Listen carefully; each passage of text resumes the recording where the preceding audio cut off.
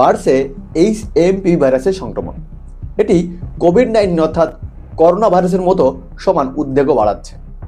চলুন আজকে জেনে নিব এই HMPV ভাইরাসটা কি, এটি কিভাবে ছড়িয়ে থাকে, এর লক্ষণগুলো কি কি এবং কোন কোন এলাকায় এর প্রকোপ রয়েছে।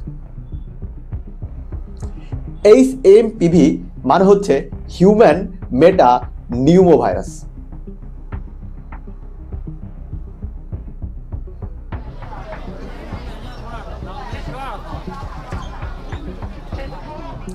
সিডিসির তথ্য মতে এই HMPV ভাইরাসটি আমাদের যে শ্বাসযন্ত্র রয়েছে অর্থাৎ নাসারন্ধ্র থেকে শুরু করে যে ফুসফুস এর যে কোনো একটা জায়গায় এটা সংক্রমিত করতে পারে এবং এটি সব বয়সের মানুষকে প্রভাবিত করতে পারে, বিশেষ করে শিশু, বয়স্ক এবং যাদের রোগ প্রতিরোধ ক্ষমতা কম তাদের ক্ষেত্রে এটি মারাত্মক ঝুঁকিপূর্ণ।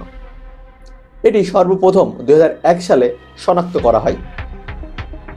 এখন আসি HMPV এর লক্ষণগুলো বা উপসর্গগুলো।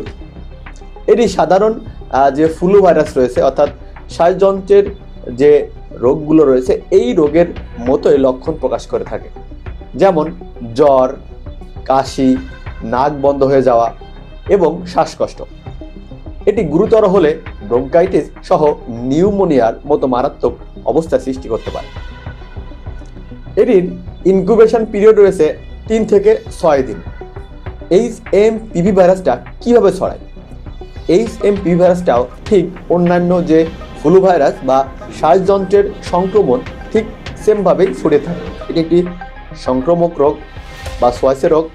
এটি হাসি, কাশি, পরস্পরের সাথে হাত মেলানো বা আক্রান্ত স্থানকে নাক, কান, চোখ, মুখের সংস্পর্শে আনলে এই HMPV ভাইরাসটা ছড়িয়ে থাকে। তাই সবাই সচেতন হন, সুস্থ থাকুন। ধন্যবাদ সবাইকে।